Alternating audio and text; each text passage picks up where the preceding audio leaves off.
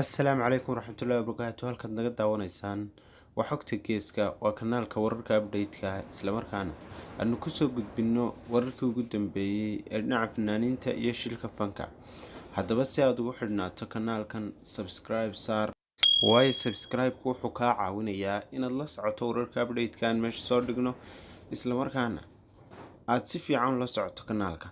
Haddaba si aanad noo xaasidin, isla markaana adiguna aad u hesho warar xasaasi ah, subscribe-ka iska saar, gambaleelka yarkaana iska furo. Haddaba fanaanada weyn ee Xaliimo Gobaad waa fanaanada qaada heeso badan oo aan badankeenu jecelnahay ama dhammaanteen baan jecelnahay. Waxay sheegtay inay fankaba ka baxday, isla markaana ay ka howlashay sababo la xiriira inuu fanku dembi yahay iyo waxyaabo kale. Waa sidaan qoraalka u akhriyay. Waxay sheegtay barteeda Facebook inay ka baxday fankii, isla markaana aanay dib ugu soo noqon doonin.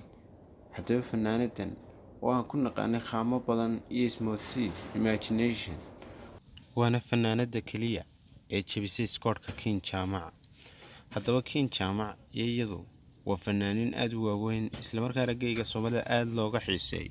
Haddaba fanaanada Xaliimo Gobaad waxay sheegtay inay fankiiba ka howlashay, waddo cadna ay ka martay. Haddaba Xaliimo Gobaad oo fanka uu aad xiise ugu yeelay, isla markaana aad u xiiseyn jirtay fanka, ayaa sheegtay inay haatan fankiiba ka howlashay sababo la xiriira arrimo qoys iyo weliba dembiga oo ay iska yareynayso. Haddaba fankuma dembi baa? Adigaan kuu daynayaa. Xaliimo Gobaadna waxay sheegtay inay fankaasi ka howlashay, isla markaana aanay dib ugu soo noqon doonin. Warka maantuna waa naga intaasi. Haddaba si aad kanaalkan ula socoto xogta wararka geeska, subscribe taabo, like tana saar si uu dad badan fideogani u gaadho. Salaam.